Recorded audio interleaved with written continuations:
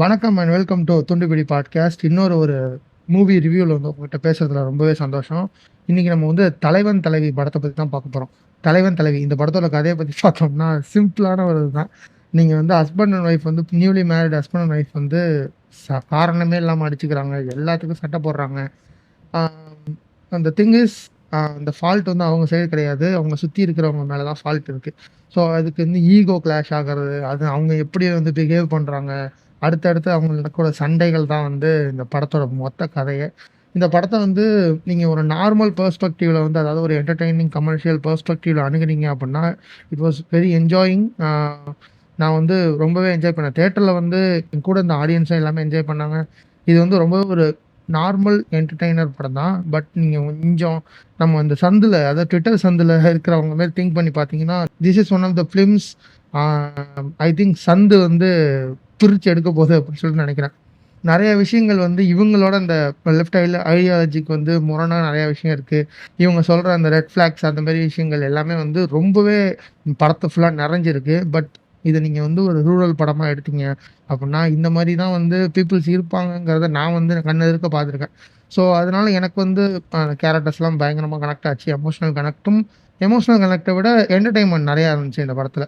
இந்த படத்தில் வந்து ப்ளஸ் அப்படின்னு சொல்லி பார்த்தீங்கன்னா, முதல்ல சொல்லணும்னா விஜய் சேதுபதி அண்ட் நித்யா மேனனோட கெமிஸ்ட்ரி, ஆன் ஸ்க்ரீன் கெமிஸ்ட்ரி வந்து ரொம்பவே சூப்பராக இருந்துச்சு. 2 பேருமே வந்து ரொம்பவே ஏதோ ஒரு பல 20, 30 படங்கள் நடித்த மாதிரி அவங்க வந்து இது பண்ணுறாங்க. அதுதான் ஒரு விஷயம். நித்யா மேனன் வந்து எந்த ஒரு ஆக்டரோட பேர் அப் பண்ணாலும் அவங்க ஒரு பயங்கரமான ஒரு பேரை வந்து அதாவது ஒரு கெமிஸ்ட்ரி உள்ள பேரை வந்து கிரியேட் பண்ணிடுறாங்க. அது எப்படின்னே தெரியல. அது ஒரு பயங்கரமான ஒரு மேஜிக் தான் அவங்கள பொறுத்த வரைக்கும். ஸோ ஆக்டிங்லாம் பர்ஃபெக்டாக இருந்துச்சு, எல்லாமே சூப்பராக இருந்துச்சு. அப்புறம் வந்து தியேட்டர் அட்மாஸ்பியருக்கு வந்து காமெடிஸ் நல்லாவே ஒர்க் ஆச்சு. பட் நீங்கள் ஓடிடியில் பார்க்கும்போது அந்தளவுக்கு காமெடி ஒர்க் ஆகுமான்னு தெரில. பட் தியேட்டர் அட்மாஸ்பியரில் வந்து அந்த ஒரு காமெடியை வந்து நல்லா என்ஜாய் பண்ணி பார்க்க முடிஞ்சுது. ஒரு ப்ளஸ் அப்படின்னு சொன்னீங்கன்னா, சனாவோட மியூசிக் அண்டு சாங்ஸ்லாம் பிளேஸ்மெண்ட்லாம் சூப்பராக இருந்துச்சு. முக்கியமாக அந்த என்னடி ரத்தினமே பாட்டெலாம் வந்து பயங்கர ஒரு பிளாஸ்டாக இருந்துச்சு. தியேட்டரில் வந்து ரொம்ப சூப்பரான பிளேஸ்மெண்ட் அது. அதுமாரி இருந்துச்சு. நெகட்டிவ் அப்படின்னு சொல்லி பார்த்தீங்கன்னா, ரிப்பீட்டிவாக இருந்துச்சு. எல்லா விஷயமுமே ரொம்ப ரிப்பீட்டிவாக இருந்துச்சு.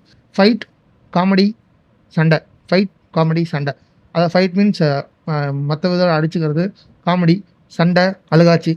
அதே வந்து ஒரு டெம்ப்ளேட் மாதிரி அடுத்தடுத்து காப்பி பேஸ்ட் பண்ண மாதிரி இருந்துச்சு. கடைசியாக அதுக்கு ஒரு எண்டு சுபம் அப்படிங்கிற மாதிரி போட்டு மறுபடியும் அதை வந்து அந்த லூப் மாதிரி கண்டினியூ ஆகிற மாதிரி வச்சுருந்தாங்க. இது வந்து ஒரு நீங்கள் ஒரு ஆர்ட் ஃபார்ம் அப்படின்னு எதிர்பார்க்குறீங்க. நீங்கள் வந்து ஒரு நான் வந்து இந்தமாரி கதை இருக்கணும், எனக்கு லாஜிக் இருக்கணும், எனக்கு பயங்கரமான ஒரு கேரக்டர் ஆர்க் இருக்கணும், ஸ்டேஜ் 1, ஸ்டேஜ் 2, ஸ்டேஜ் 3 எல்லாமே இருக்கணும் அப்படின்னு சொல்லிட்டு நினச்சிங்கன்னா கண்டிப்பாக இந்த படத்தை பார்த்துறாதீங்க. ஓப்பன் பண்ணி ப்ளே கூட பண்ணிடாதீங்க. ஏன்னா உங்களுக்கு சுத்தமாக பிடிக்காது. நீங்கள் just want to enjoy the weekend with family அப்படிங்கிற மாதிரி இருந்தால் மட்டும் இந்த படத்தை பாருங்கள். இது வந்து நம்ம எல்லாத்து படத்துக்கும் வந்து இதுமாரி இந்த படம் நல்லா இல்லைன்னா ஃபேமிலி ஆடியன்ஸ் தலையில் கட்டி விடுவாங்கள்ல, அந்தமாரி இல்லாமல் உண்மையாக ஃபேமிலி ஆடியன்ஸ் ஓரளவு என்ஜாய் பண்ணுற மாதிரியா இருக்கும். மாமன் மாரி கேவலமான படமாக இல்லாமல் ஓரளவு நல்ல ஒரு என்டர்டெய்னிங் படமாக இருக்கும். இந்த ரிவ்யூ பிடிச்சிருந்துச்சு அப்படின்னா like and comment and share. Share என்னத்தில் பண்ணுறது தெரியலையே. லைக் அண்ட் கமெண்ட் பண்ணுங்கள். ஏன்னா இதை போய் ஷேர் பண்ணி நீங்கள் என்ன பண்ண போகிறீங்க அப்படிங்கிறது தான்.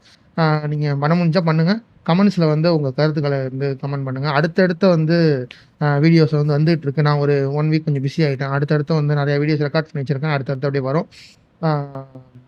Until then, by.